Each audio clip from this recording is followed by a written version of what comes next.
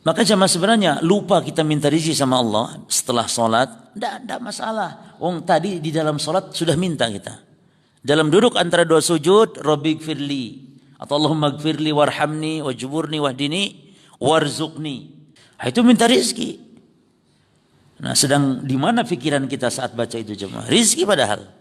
Jadi kalaupun orang misalnya lupa enggak minta rezeki tidak masalah. Karena juga Allah pasti beri rezeki walaupun kita tidak minta. Tapi kalau hidayah, Allah tidak beri semua orang. Maka minta sama Allah Subhanahu wa taala. Jadi yang jangan kita lupakan tuh minta rahmat, hidayah Allah, kemudian ampunan, kemudian masuk surga. Karena itu tidak semua orang diberi, jemaah. Adapun rezeki muslim kafir diberi. Lah kok bisa kita demikian semangatnya minta sesuatu yang orang kafir pun diberi? Jangan terlalu ngoyo-ngoyo.